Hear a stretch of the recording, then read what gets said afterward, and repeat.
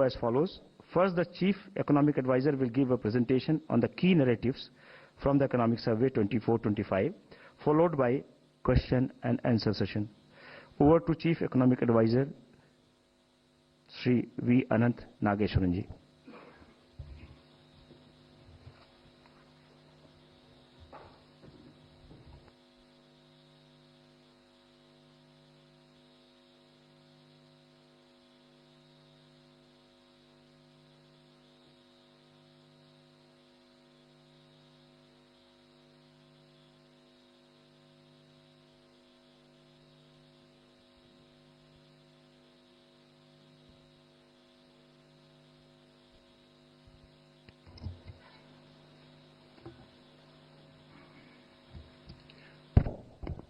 Thank you, and good afternoon, everybody. Although we are almost at the end of the first month of the current calendar year, there are still 11 more months to go. I wish you all a very happy and healthy 2025, and I hope you had a good first month already. So we will go into the presentation on what the Economic Survey 24-25 is about. This is a presentation on the Economic Survey contents rather than on the state of the economy per se, although which will be there towards the end of the presentation as well. The structure of today's presentation, we will cover the following issues: the changing global landscape and how India can raise the game for the new playing field. And in that segment, we will cover 4 areas, as you can see here: reform through deregulation, augmenting internal capacities for growth, the private sector's role in nation building, the energy transition the Indian way, state of the economy regaining momentum, and the growth outlook for FY26. The changing global landscape, we did cover that in the last survey as well. 2024 was the year of elections across the world.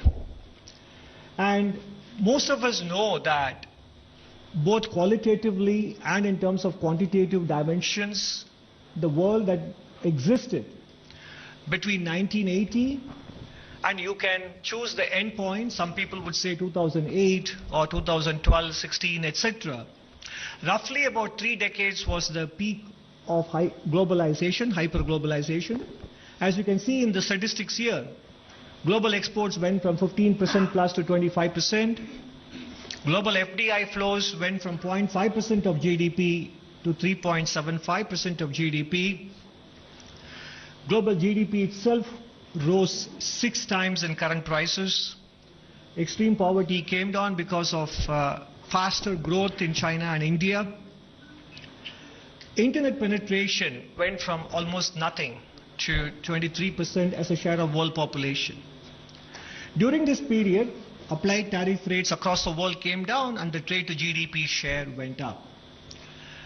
But clearly, you all know very well more than we do that this period has kind of ended. Even if we are not reversing very actively, we no longer are advancing along these dimensions. New import restrictions every year were of the order of about 3,000 restrictions imposed by countries across the world. They have jumped to about 5,000 restrictions in the last 4 years. And the key reason that is cited by countries in imposing restrictions is strategic competitiveness. I think that is the important theme that we have to internalize as a country, both in the policy space and in the private sector space. There is strategic competitiveness, so therefore efficiency considerations have given way to resilience and supply side security considerations. The value of trade covered under the new import restrictions was as low as $170 billion in 2014-15. Now it's more than $1 trillion, $1.3 trillion. So effectively, I think both import-export and investment flows are being looked at through the prism of strategic competition. And that is a new world which may be with us for quite some time to come, and therefore we need to get used to operating in this space. As a result, world FDI net inflows as a percentage of GDP has come down from around 5% in the first decade to around 1% of GDP. And world exports as a share of world GDP peaked, even though it may not have come down as much as investment flows have come down. Clearly, it is on a declining trend compared to the ascending trend we saw towards the end of the last millennium and in the first decade. One of the outcomes of the globalization era was also the rise of China as a manufacturing power. India also rose as a power in global services. So what has happened in the last 25-30 years, and it is continuing even now, is in several high-tech, medium-tech areas, the presence of China is pervasive and dominant, and the manufacturing as a share of world gross output, China's share will probably be higher than the combined share of the next 10 countries. It gives them a lot of strategic levers and advantage in several areas, as we will see later in some other dimensions as well. This is an important development along with globalization in the last 40 years. Now, along with the dominance in manufacturing, in terms of the materials and minerals required for global energy transition, let's first take a look at the solar energy. Global demand in 2010 was, China's share of the global demand was very small, and therefore China's production capacity in those areas was also quite small comparatively. But fast forward 11 years later, while demand has grown even within China, but the production capacity in that country has grown even more than demand, basically giving them an important lever in terms of the source of supply for all ingredients and components related to energy transition. And if you happen to see the September 2024 report of Mr. Mario Draghi on the European competitiveness, the entire 75-page report is full of European concerns about the concentration risk that is there with respect to one country as a source of supply for all critical components and technologies with respect to energy transition and manufacturing, etc.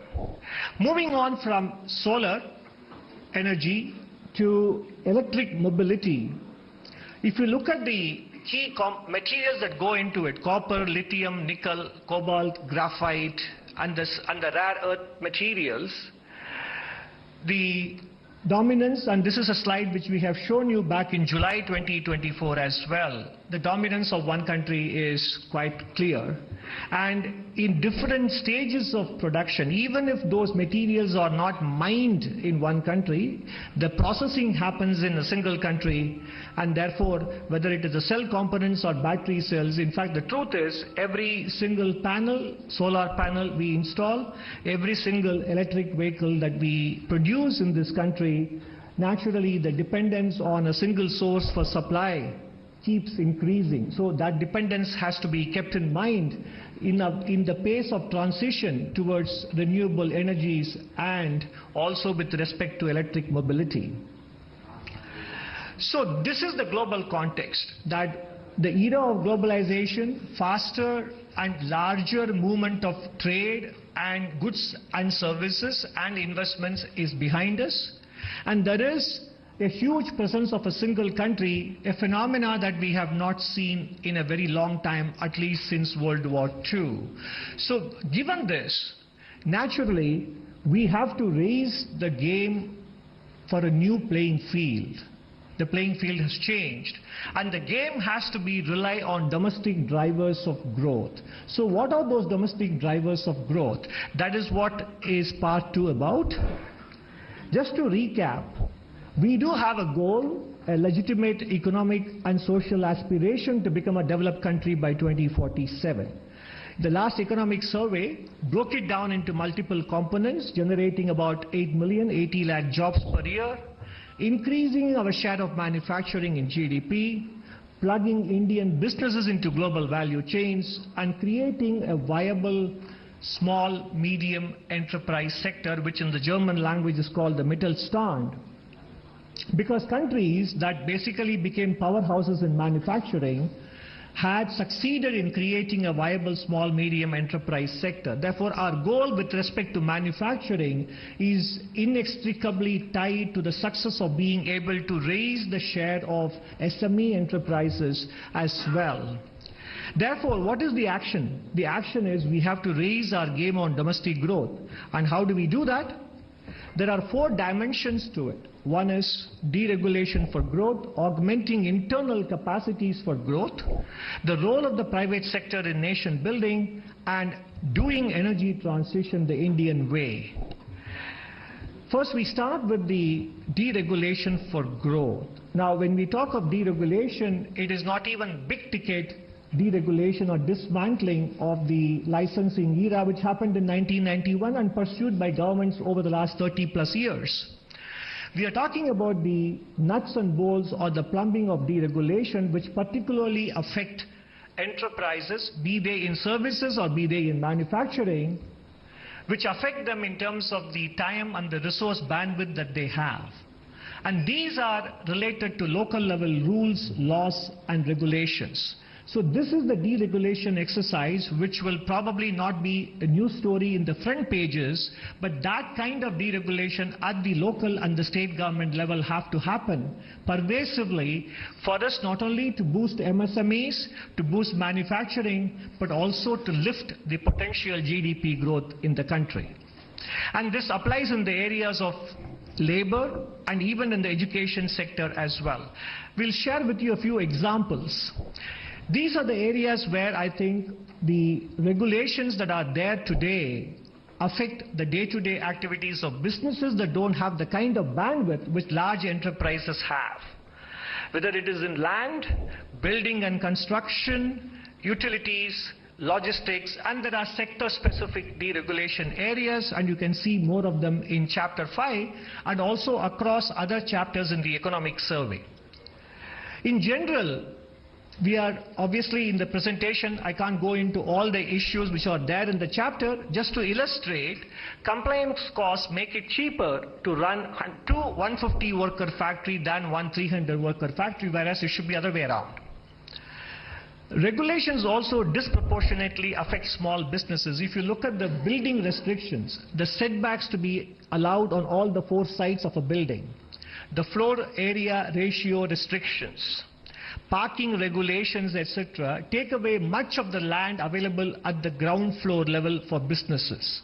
So actually manufacturing can start only from the first floor onwards in many small enterprises, both in urban and rural India, if they fully comply with the letter and spirit of these regulations. Naturally, that raises the fixed cost of doing business, and naturally, it also disincentivizes more hiring.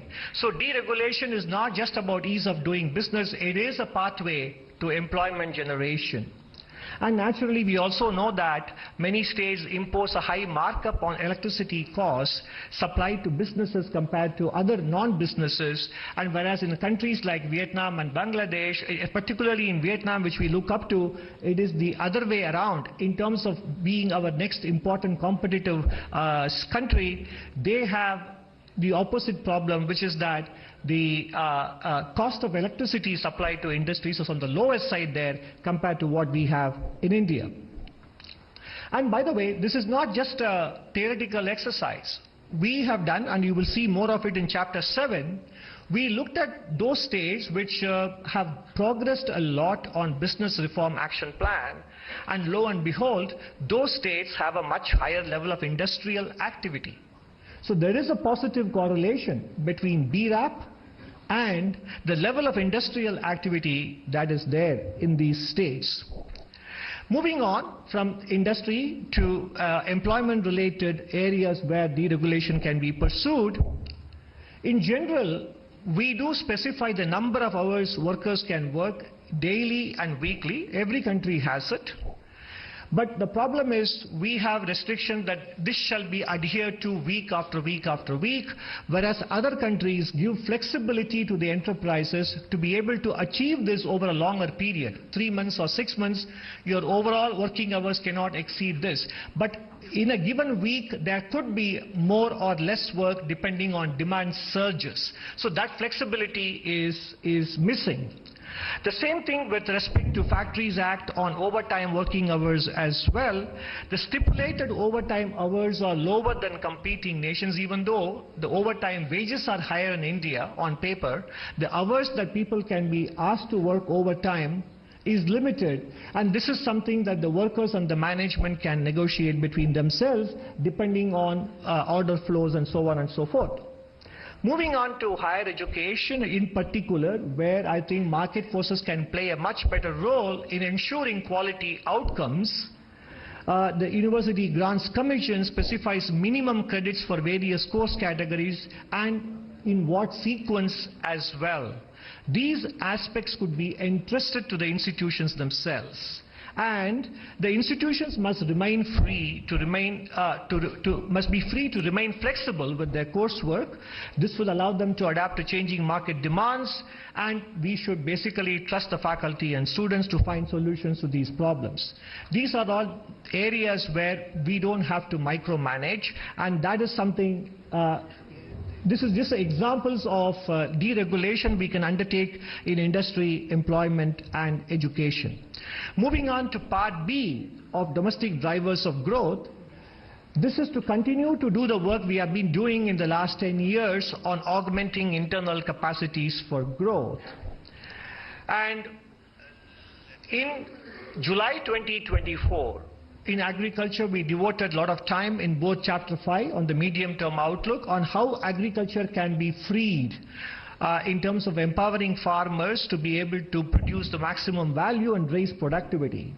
And we deliberately call it the sector of the future because there is enough scope to raise the contribution of agriculture by 0.75% to 1% in terms of GDP growth by empowering farmers, as we wrote in the last July survey. And there are examples which you have cited in this survey as well from different states, and also both in terms of land pooling and also in terms of irrigation potential, which we have done quite well in the last 8 years. The area under micro irrigation has gone up by 3 times, and that can actually be an important factor. So bringing more area under irrigation, land pooling, and giving farmers the freedom to sell wherever, whenever, to whomsoever, at whatever prices, while undertaking different intervention mechanisms to take care of the demand side. That is the right combination that can unlock up to 1% of incremental growth from the agriculture sector. And given our size and given the impact climate change will have on some other nations in Africa and Asia, this will also give India a huge diplomatic and strategic leverage if we are able to become the breadbasket for many countries around the world. So this sector is not something that countries do well in their early stage of development, but given the change in globalization and given climate change, this sector can be a sector for the future as well. And as you see here on the left side, allied sectors in agriculture have been able to grow at much faster rate than the mainstream crops and food grains. So therein lies the clue as to what are all the elements from those areas which can be applied to traditional crop areas that will lift the overall growth rate of the agriculture sector. In terms of infrastructure development, we have done quite well in the last 10 years in particular, whether in terms of introducing new trains, new airports.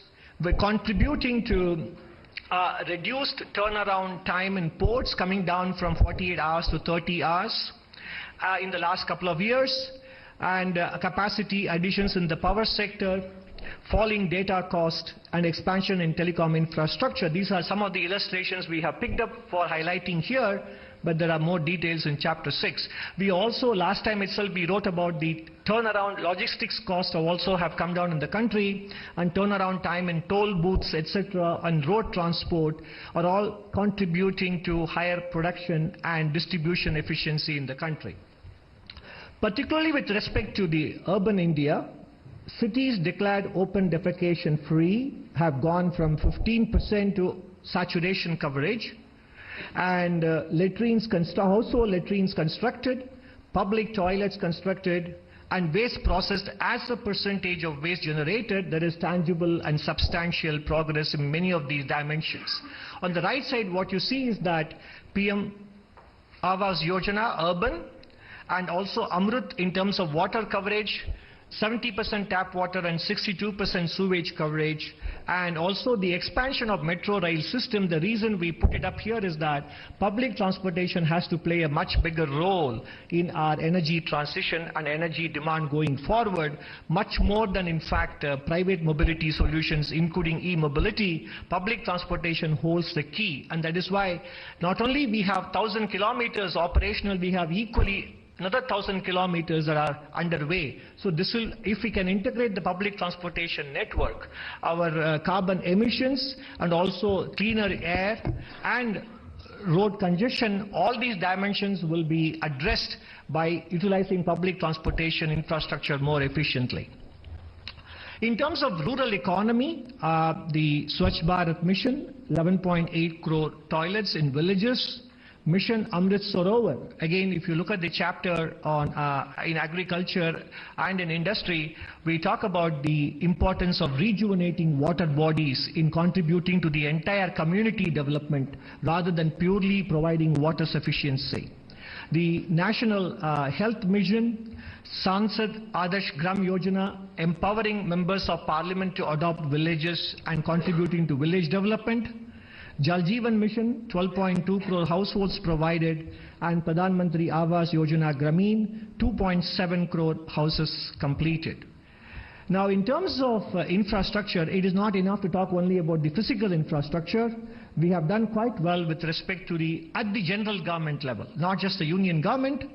The overall expenditure has gone up from 10.4 lakh crores across the country between center and states to 25.7 lakh crores on social services, primarily health, education, etc. And this is a growth rate of more than this is the multiple of about 2.5 times in the last 7 years. And in terms of the building blocks for better education, the foundational literacy and numeracy, central and state government initiatives are covered. One is the Nipun Bharat initiative, the mission to ensure that every child attains foundational literacy and numeracy by the end of grade 3 by 2026. Some of the specific examples are also covered in the economic survey. Initiatives and interventions in states like Bihar and Gujarat are also given adequate coverage in Chapter 11 of the economic survey. Apart from that, we also highlighted several private sector not-for-profit initiatives in these dimensions, whether with respect to learning or social and emotional learning, which are not typically covered in classroom textbook learning. All the private sector initiatives or not-for-profit initiatives that can be replicated and scaled up, and specific state-level initiatives that are working well, which can also be considered as possible models to be adopted elsewhere. We have covered them in great detail in Chapter 11. The good news is that the proof of the pudding is there in the data. The latest annual State of Education report for 2024, which Pratham brought out a couple of days ago, the proportion of Standard 3 children in government schools who can read up to Standard 2 has gone up from 16.3% to 23.4%.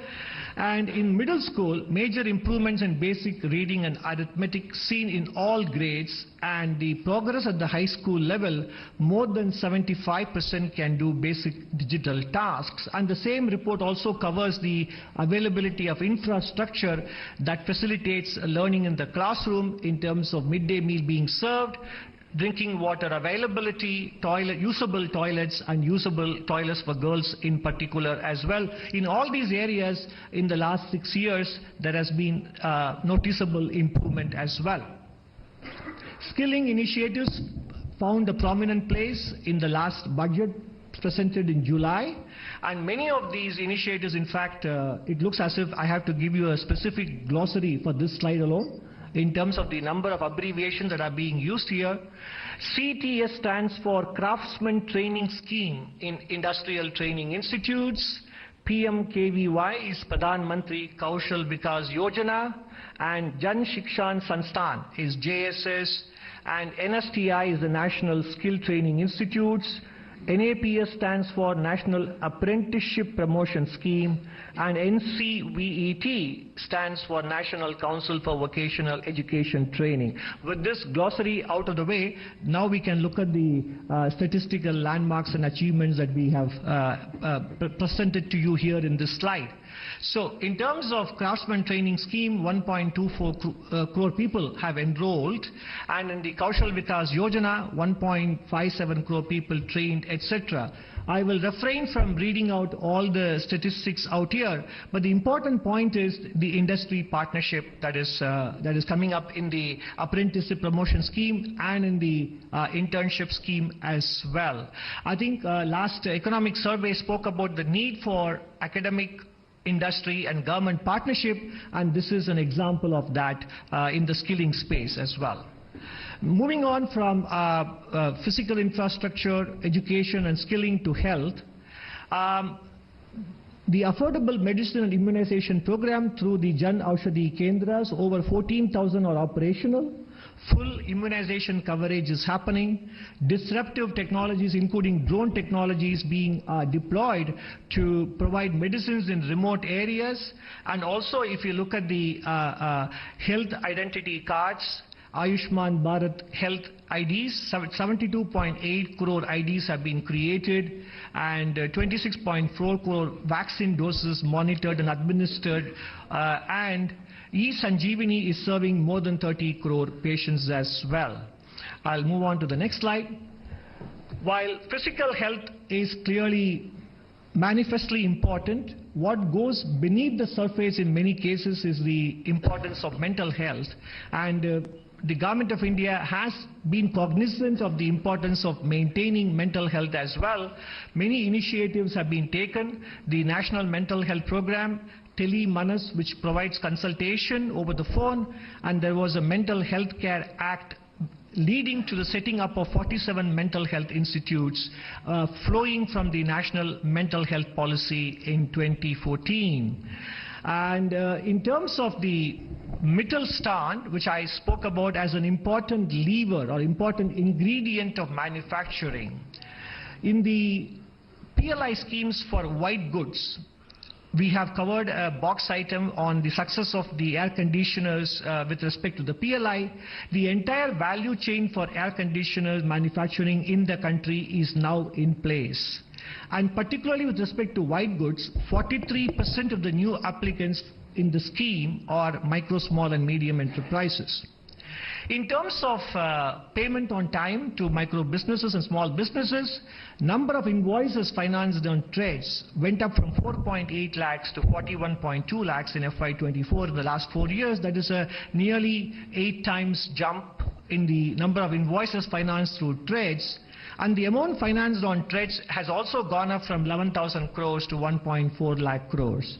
And many of you are aware of the Section 43BH, which allows businesses to deduct payments only after they make the payment in the year in which they make the payment to micro, small and medium enterprises, rather than on an accrual basis. And MSME Cluster Development Program has improved productivity by 10 to 15%. In this regard, the survey also covers many initiatives taken by different states, from Gujarat to Madhya Pradesh to Rajasthan to Tamil Nadu, etc. We cover initiatives taken by several states for the growing MSME businesses and attracting new businesses, which can serve as inspiration for other states as well. Harnessing the power of women entrepreneurs with respect to credit access, skill development, marketing support and specific support for women-owned enterprises in terms of reserving public sector procurement for women-owned enterprises. So basically the point is, in the first two sections of this, in domestic drivers, we have spoken about the importance of deregulation. We have spoken about the importance of continuing with various initiatives that we have looked at in the previous surveys in terms of boosting the productive potential. This is all from the policy space. From there we move on to the role of the private sector, because naturally for a large economy, private sector plays a very big role. And in terms of the private sector, the specific asks are balanced deployment of capital and labor, curbing ultra-processed foods, fairer distribution of incomes, which is related to the balanced deployment of capital and labor, workplace importance to workplace safety, workplace culture and mental health, and thinking about supply and sourcing from a strategic perspective as well, investment in R&D. So these are all the dimensions in which the private sector can also raise the game for the new playing field that we are confronted with today. In terms of fairer distribution of incomes, a topic which we brought up last survey as well, if you look at the growth in profitability and the growth in employment expenses, which is a combination of hiring and compensation, there is a huge disparity between the two, which has been highlighted by several private sector players themselves in the last few months. And this happened even as Indian corporate sector profitability hit a 15-year high in March 2024. And some of you may have heard that when in the 1960s, when Henry Ford raised the minimum wages for his car workers, he said, otherwise there will not be enough people to buy the cars the Ford Motors produces. So in some sense, raising wage and salary growth for workers is also a source for aggregate demand for businesses in the medium run as well. So it is both, it is enlightened self-interest rather than being seen only from a moral prism as well. And in terms of balanced deployment of capital and labor, the clear example is the use of artificial intelligence, and we have a special essay on this topic in chapter 13. In July 2024, we spoke about the energy demand management in a special essay on dealing with climate change. This time, the special essay is on the impact of artificial intelligence on employment generation and in general on labor. Deployment of artificial intelligence presents both opportunities and challenges. Past technology revolutions in general, sometimes we all feel that technology eventually generates more jobs than it displaces. That is true. But the key word is eventually. What happens between now and eventually is critical. And that is where I think we need to create supporting institutions, enabling institutions to train them, to prepare them, and academic curriculums have to change, workplace practices have to change, etc. So therefore, technological transitions have not been painless in the past, particularly during the previous 3 industrial revolutions in the Western world, and we need to learn from them, and that is what this chapter covers. And the private sector therefore needs to weigh the benefits of artificial intelligence against the social cost, which may be subterranean in nature and which may surface over a longer period, eventually affecting the environment that is necessary for running businesses smoothly. And therefore, the chapter argues for a careful deployment optimized over a long horizon. This will augment labor and will deliver broad-based social benefits. Of course, one of the considerations, if I may say in a lighter vein, when we wrote this chapter was whether the chapter would become outdated by the time it goes to print, given the kind of fast changes happening in the artificial intelligence space. But the issues that are discussed here is not with respect to the technological developments per se, but also whether the potential and the threat the technology poses for augmenting labor or displacing labor. Those issues are discussed in chapter 13. And where else a private sector can contribute? Compared to several countries, when it comes to R&D spend, 50% of it happens from the government and only 41% happens from business enterprises. Even higher education, academic institutions only contribute 9% compared to other countries. I think this is one area where I think the private sector and people like Mr. Naushad Forbes, etc., have actually written about it. The funding of R&D in India is predominantly from government entities, and it is not for lack of incentives. Specifically, box item 7 in chapter 7 covers the various incentives that the government of India offers in comparison to peer countries, and they are definitely comparable. And R&D in India is primarily driven by business enterprises in many other economies, and whatever R&D happens in the private sector in India is not only low, but is also sectorally concentrated, and that is one area of improvement. Ultra processed foods. It is a 2.5 lakh crore business built on hyper palatability of food items. misleading advertisements, celebrity endorsements, and missing and obscure labeling on packages targeting consumer behavior. Ultra-processed foods are directly associated with exposure to cancer, respiratory, cardiovascular, and gastrointestinal health outcomes. And poor dietary intake, unfortunately, is also associated with adverse mental health, and most UPF brands target children and adolescents. Therefore, we need to arrive at a quick resolution on the issue pertaining to front of the pack labeling, which has been happening in fits and starts in this country.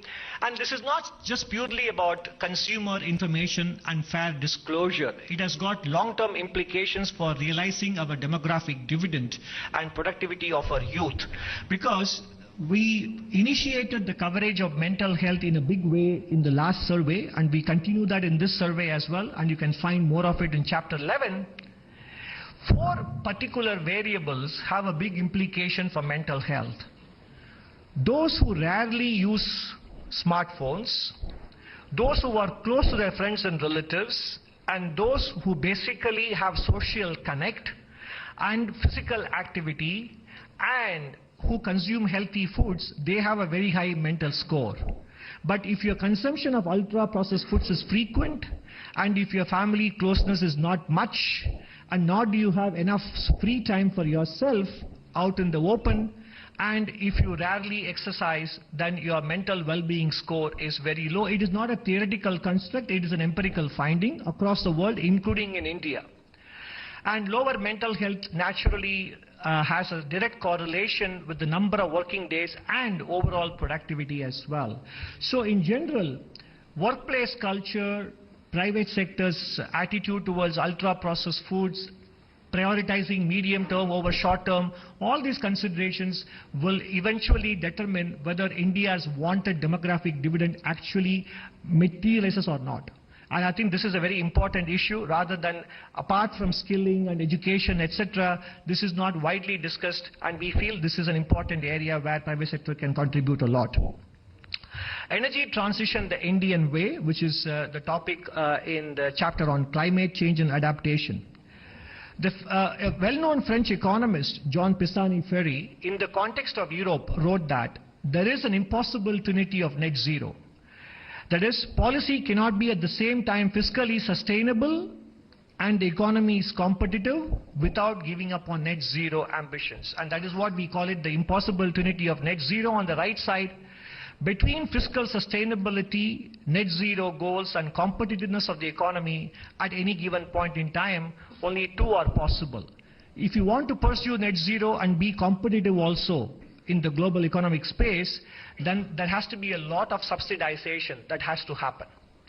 If you want to be fiscally sustainable, on the other hand, and also be economically competitive, Europe is realizing that net zero goals will become that much more challenging to pursue. Again, the Mario Draghi report on competitiveness has a lot to say on this with respect to Europe, and it applies to developing countries like ours as well. At the same time, if you want to pursue net zero, at the same time be fiscally prudent, then competitiveness will take a big hit as well, because energy costs will go up significantly, as has happened in Europe between pre-COVID and post-COVID. So the net result is that the trade-offs in climate mitigation is such that these days countries are realizing that we need to spend a lot of effort and resources on adaptation. The theme of the chapter on climate this time is how do we maximize our adaptation efforts, adaptation funding, as opposed to focusing on emission mitigation. India's energy transition, therefore, needs to have a multifaceted approach. It cannot be only about renewable energy, and renewable should be expanded to include transition fuels like natural gas and also, more importantly, nuclear power as well. And coal will continue to remain the mainstay, even as we are making far better progress than many other countries on nationally determined contributions. In fact, India's use of coal has not come in the way of India making much better progress on NDCs compared to Western nations. These considerations are discussed in great detail in the chapter on climate and also in chapter 5 as well. In terms of financing, much of the flows today are concentrated on emission mitigation.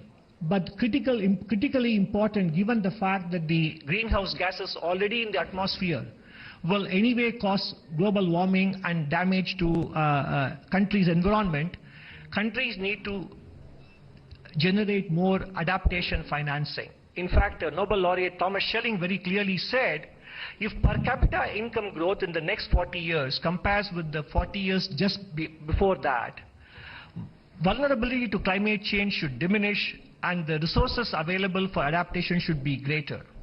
I say this not to minimize concern about climate change, but to anticipate whether developing countries should make sacrifices in their development to minimize the emission of gases that may change the climate to their disadvantage.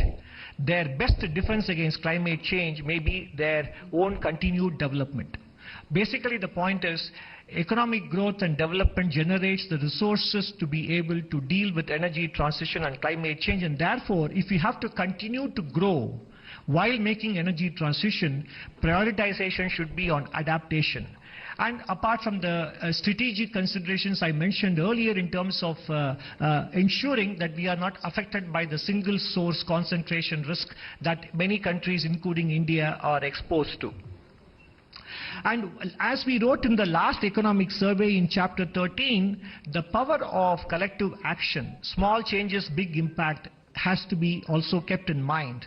The lifestyle for environment movement, small individual actions, impact of lifestyle changes, a 13% change in global population behavior can reduce carbon emissions. For example, having the thermostat at 26 degrees or 27 degrees and having a small fan circulation will keep the room cool than keeping the thermostat at 20 degrees in summer, for example. Food waste reduction. Finishing food on a plate can save 90 kilograms of food waste per person annually, cutting down carbon emission and food loss.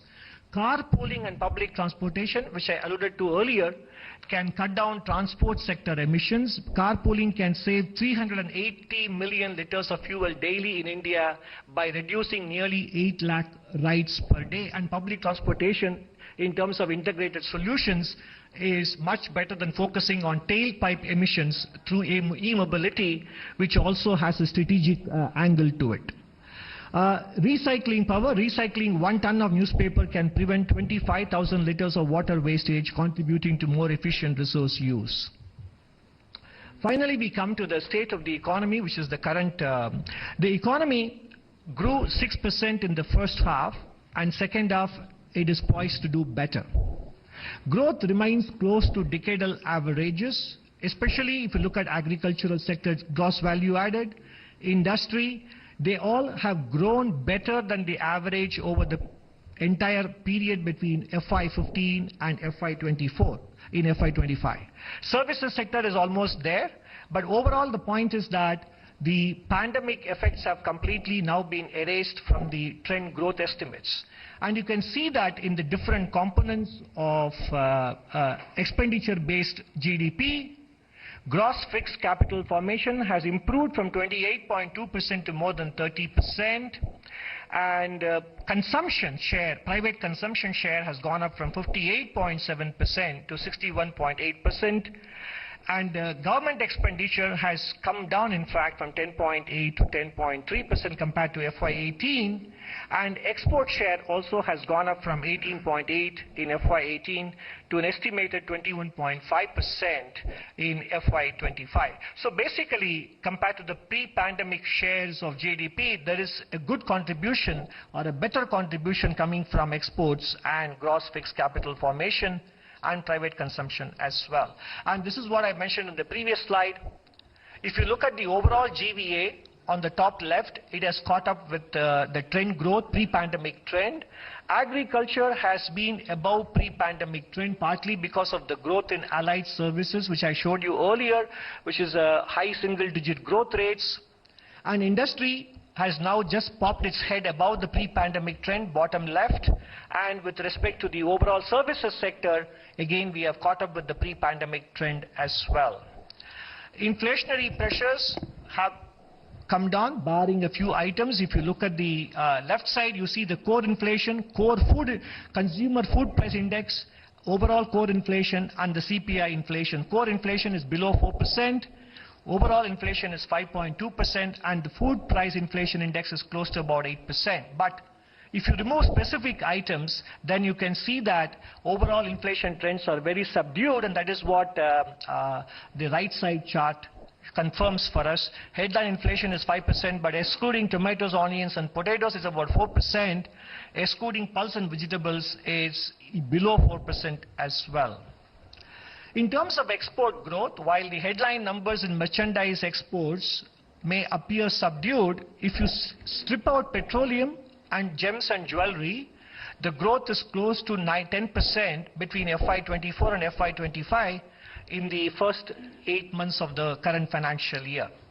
And services sector in general have continued to grow in terms of the surpluses, and in the first 9 months of April to December 2023 and 2024, there has been a bigger surplus on the services trade as well. Naturally, all of this resulting in a balance of payments which is very comfortable. Around 1% of GDP is the current account deficit. And therefore, financing this current account deficit has been not a problem despite successful and profitable exits by many businesses in the last 2 years. Even as the gross inflows are improving, the repatriations on account of profitable exits or transfer of ownership from direct to portfolio investors hasn't posed a problem for the current account because of the subdued oil prices, strong private transfers, and good export performance in the services sector, contributing to a current account deficit which is just around 1% of GDP. The growth outlook for FY26, we projected 6.5% to 7% for FY25, and this time we are projecting a growth outlook between 6.3 and 6.8% for FY26, which is in line with the projections made by many international organizations as well. The risk factor, of course, again, not only because of the changes in the global playing field, global stock markets also have become lately volatile, as we witnessed earlier this week. And we have an interesting box item in Chapter 2 looking at the correlation between S&P 500 and the Nifty indices. Whenever in the last 24 years, since the millennium began, whenever the S&P 500 corrected, what was the impact on Indian stocks and vice versa. So that is a factor that we need to keep in mind, because the massive growth in retail participation in the Indian stock market is definitely a good thing. But also, when the market corrects, it could have implications for spending intentions, and sentiment effect, etc. could be significant. And that is one risk we have kept in mind when we came up with the outlook between 6.3 and 6.8% for the real GDP growth. And as we always say, we will be very happy to be proven to be wrong and conservative if the final outcome turns out to be better than 6.8 as well. So, to sum up, how do we raise our game for a new playing field when globalization is no longer going to provide the tailwind in terms of export growth and foreign investment growth? We need to deregulate to make it easier for small and medium enterprises to grow. Deregulation is about removing the fear of growth in micro, medium, and small enterprises. And this is about the plumbing and the nuts and bolts of deregulation, which are primarily there in the state and local government space. We have to continue to augment internal capacities for growth. Particularly, agriculture sector has a potential to contribute up to 1% to GDP growth. Private sector can do its part in terms of lifting the spending on R&D, in terms of striking a better balance between capital and labor share in their businesses, in terms of marketing of ultra-processed foods, and taking mental health seriously as well. With respect to energy transition, considerations of financing, considerations of supply chain concentration risk, etc. means that we need to focus on public transportation and adaptation as an important strategy rather than emission mitigation, relatively speaking. Business as usual across all sectors, academia, private sector, governments, etc. Business as usual carries the risk of growth stagnation. Thank you very much.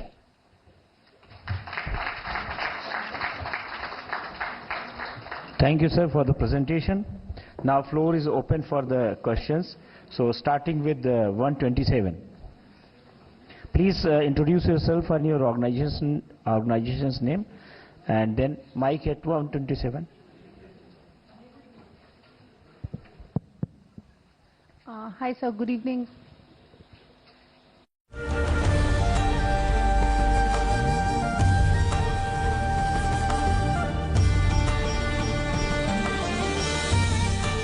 The entire element of tax